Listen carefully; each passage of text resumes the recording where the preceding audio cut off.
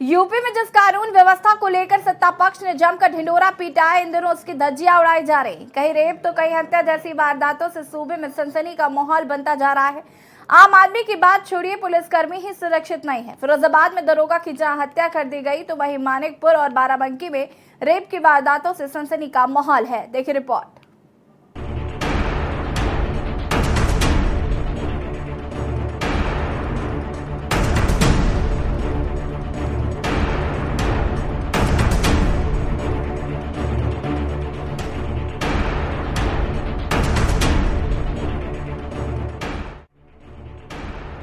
चित्रकूट में 10वीं क्लास की नाबालिग छात्रा से कॉलेज के प्रिंसिपल और 3 शिक्षकों द्वारा गैंगरेप का मामला सामने आने से हड़कंप मच गया है। आरोप है कि छात्रा के साथ पिछले 5 महीने में कथित तौर पर गैंगरेप किया गया। पुलिस ने इस मामले में 3 शिक्षकों और पीड़ित छात्रा के 25 वर्षीय एक रिश्तेदार को गिरफ्तार कर लिया है। गिरफ्तार किए गए 2 शिक्षक उसी कॉलेज में हैं जहां पर पीड़िता पढ़ती थी, जबकि एक अन्य शिक्षक दूसरे सरकारी सहायता प्राप्त कॉलेज में टीचर है।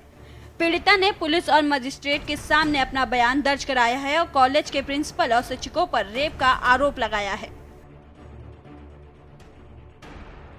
वहीं बाराबंकी जिले में एक 5 साल की मासूम बच्ची के साथ दरिंदगी का मामला सामने आया है।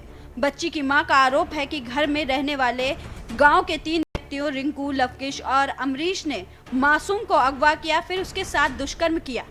बच्ची को मृत समझकर तालाब के पास छोड़कर फरार हो गए।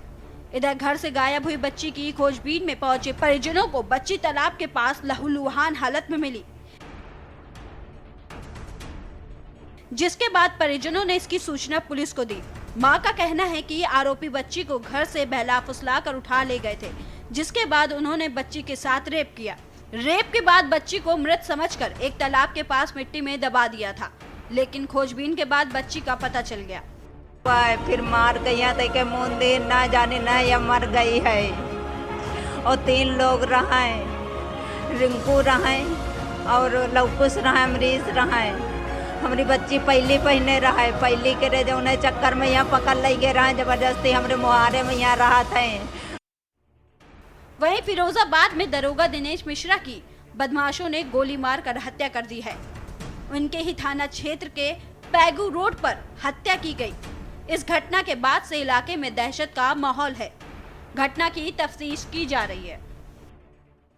देखिए, आज शाम को ये सूचना प्राप्त हुई कि सब इंस्पेक्टर दिनेश कुमार मिश्रा जो थाना राव में पोस्टेड है, वो एक विवेचना डाउरी एक्ट की करके चंद्रपुर गांव से वापस लौट रहे थे। उनके साथ में एक प्राइवेट व्यक्ति था मोटरसाइकिल पे, जिसमें ये बताया जा रहा है कि वो मोटरसाइकिल चला रहे थे। इसमें गांव से लौटते वक्त में जो गांव का सुनसान रास्ता है जिसके दोनों तरफ झाड़ियां हैं, उसमें बताया जा रहा है कि कोई गोली चली है। और वो गोली इनके अभी जो हमने देखा है यहाँ पर कि गोली जो है राइट साइड में गले के लगी है और उसमें टचिंग ब्लैकनिंग भी है। तो उससे उनकी मृत्यु हो गई है, दुर्भाग्यपूर्ण मृत्यु हुई है। और इसमें अब हम लोग ये पता करने की कोशिश कर रहे हैं कि वास्तव में ये गोली किसने चलाई है और किस तरह से ये घटना हुई है।